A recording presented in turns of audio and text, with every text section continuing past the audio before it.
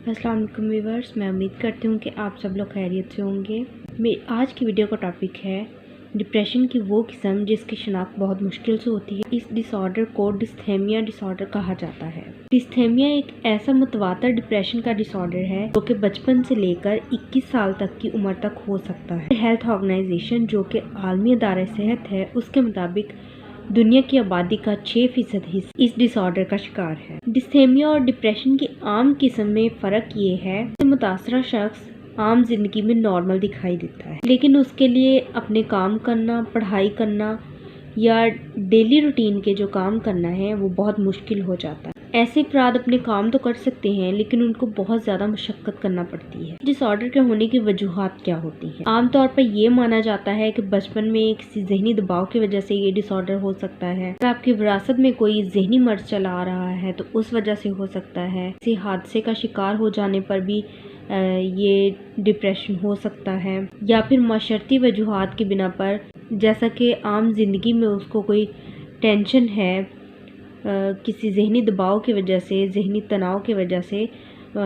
ये मर्ज हो सकता है। जब इस मर्ज के शिकार लोगों की हिस्ट्री देखी जाती है तो उसमें ज़्यादातर ये चीज़ देखने में आती है कि इस मर्ज के शिकार जो अफराद होते हैं वो बचपन में बहुत ज़्यादा खामोश रहते थे और उनको अपने काम करने में बहुत ज़्यादा मुश्किल पेश आती थी। अब अगर बात की जाए कि इस मर्ज की शिनाख्त कैसे मुमकिन है, डिस्थेमिया डिप्रेशन की जो अलामात हैं वो आम डिप्रेशन के मुकाबले में ढकी छुपी सी रहती हैं। अलामात जल्दी जाहिर नहीं होती। लॉन्ग लास्टिंग होने की वजह से इसकी आम अलामात में थकावट, बेचैनी, बेकरारी, सांसें कमतरी का शिकार रहना, बेकदरी का एहसास होना, इसके अलावा फैसला करने में मुश्किल पेश आना और नाउमीदी और मायूसी वगैरह शामिल है। आम डिप्रेशन में तो ये होता है ना कि एक मरीज को पढ़ने में दिलचस्पी नहीं रहती, भूख कम हो जाती है, वजन कम हो जाता है। ये अलामात हैं जिनकी शिनाख्त मरीज खुद भी कर सकता है, उसको मालूम हो जाता है कि उसको डिप्रेशन है। क्योंकि डिप्रेशन में अलामात जो है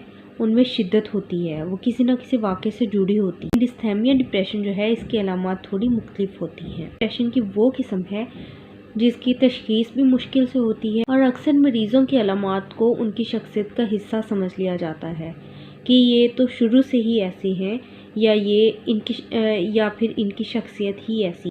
और यही गलती जो है ये इस मर्ज की तशखीस में देर की वजह बनती है, जो है वो दुरुस्त इलाज हासिल करने में देर कर देते हैं। डिस्थेमिया जो है इसके अलामात ढकी छुपी रहती हैं और अलामात जल्दी ज़ाहिर नहीं होती, इसकी वजह से इसका असर जल्दी ज़ाहिर नहीं होता। वक्त के साथ साथ इसमें शिद्दत आती जाती है। मरीज को तरह तरह के नाम दिए जाते हैं, जैसा कि मूडी, गसीला या इस तरह के मुख्तलिफ नाम। अब हम बात करते हैं कि अगर किसी को डिस्थेमिया है तो उसका इलाज कैसे किया जाए। ज़रूरी है कि मरीज़ मेडिकल हेल्प ले, डॉक्टर के पास जाए। अक्सर औक़ात मरीज़ जो है वो साइकोलॉजिस्ट के पास, साइकेट्रिस्ट के पास जाने से गुरेज करते हैं और दूसरे डॉक्टर के पास चले जाते हैं, जिसकी वजह से उनके मर्ज़ की कोई और तशखीस हो जाती है और डॉक्टर उनको उसी मर्ज़ के हवाले से मेडिसिन दे देते हैं, जिससे उनको बहुत ज़्यादा नुकसान होता है। डिप्रेशन के 50% केसेस जो हैं